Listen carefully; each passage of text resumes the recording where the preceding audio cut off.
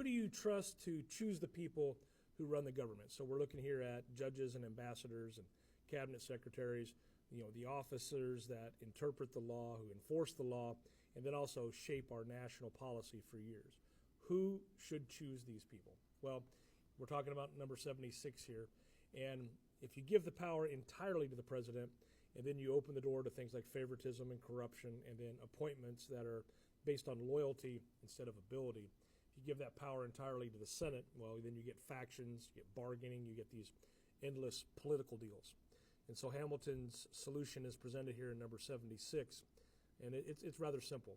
The president chooses, the Senate approves or disapproves, right? They judge. And so together, these two entities work together to protect the nation from abuse and ensure only qualified people hold public power. I wish that was the case. Hey, I'm Matt Haskell. I'm a high school history teacher, and I also teach civics. And we've been making this journey through the Federalist Papers, all 85 of them in a row. And we're up to number 76. We got 9 more after this one. And let's go ahead and set the stage for 76 because we're going to talk about the advise and consent function of the Senate when it comes to presidential appointments.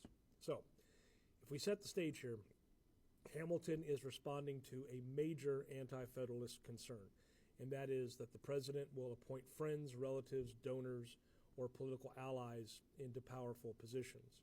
And Hamilton does say, he's like, hey, this danger is real. But then he explains why the Constitution prevents it.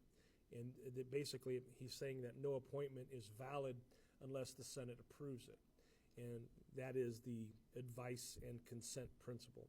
But Hamilton does go a little bit deeper because he argues that the combination of presidential nomination and Senate confirmation creates a unique balance that neither branch could achieve alone. So his core argument, or his central claim, is that appointments require one person for choice and many people for judgment. So why? Well, because choosing requires, unity and speed and clarity of responsibility, confidentiality, decisiveness. But judging a nominee requires scrutiny and public accountability, deliberation, independence, and then a broad consensus.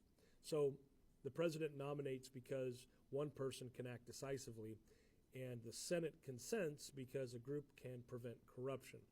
It's kind of a constitutional double check. So why then must the president nominate? So Hamilton argues strongly that the first step must belong to the president, because if you had it in committee, they would act too slowly. They'd get bogged down in faction, I think political parties. They'd make deals instead of decisions. They'd produce compromise candidates, and they would weaken executive energy.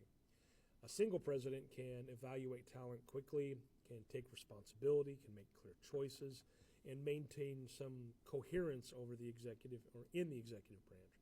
So, but most importantly, you can hold one person accountable for a bad appointment. You cannot hold a committee accountable for anything.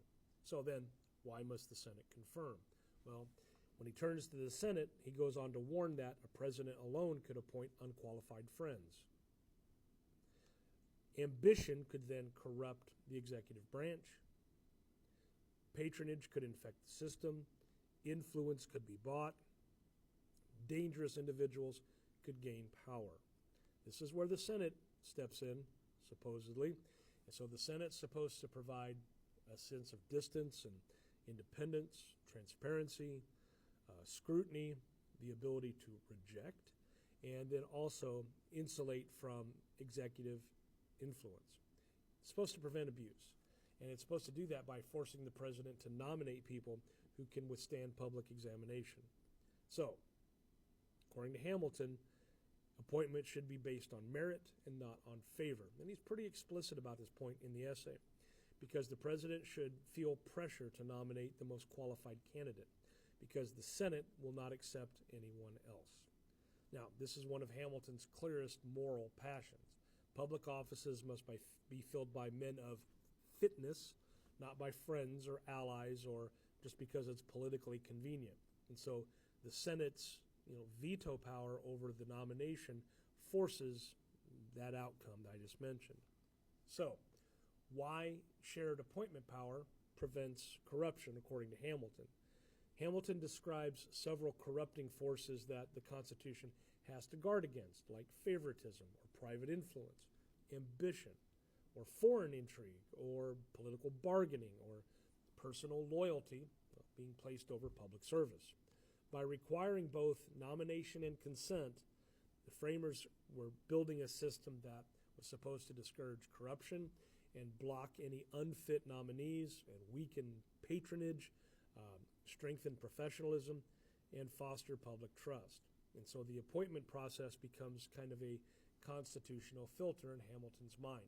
He could not have possibly seen what we are going through today. But the danger then that would come from giving appointment power to the Senate by itself, well, Hamilton's going to insist that the Senate cannot hold the nomination power. So why? Because that larger body is more influenced by things that I talked about earlier, like the factions, but also it could be state interests from their individual states or regional coalitions, like how could New England work against, the South? Or you could have personal alliances or political trading that's taking place. And so Hamilton fears a Senate choosing officers through log rolling and backroom deals. So if the Senate appointed officers alone, Hamilton's warning that the executive branch would become kind of just this, as he put it, a mere creature of the legislature. And so the president would lose independence entirely. There goes the balancing of the branches. Now, on the other hand, Hamilton acknowledges the danger of a president choosing officers without any oversight, because then you got favoritism and political debts being paid and improper influence and foreign manipulation, concentration of power gets thrown off. Now, this is exactly what the Constitution is supposed to prevent through mandatory Senate consent. The president must persuade, not command in this system.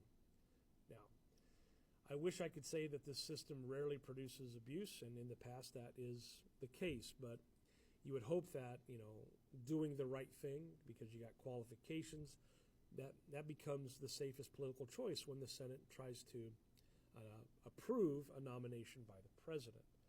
Well, when we look at Hamilton's chain of reasoning, his 5 reasons why, he looks at appointments requiring speed and accountability, so the president nominates. So then appointments require scrutiny and independence, and so the Senate consents. The president alone could appoint corrupt allies. The Senate alone would fall into faction and bargaining, and together they create a stable merit-based process. That's Federalist 76, according to Hamilton. Now, his tone, he's not emotional, he's not rhetorical. He's trying to explain how to build a machine that's resistant to corruption and ambition and favoritism and faction and foreign influence. There's a lot of F's there. But his tone is almost like it's more mechanical, because he does want the system to work, no matter who the president is or who is in the Senate. Like I said, he couldn't have seen today. Now, his deeper message is that public offices are a public trust.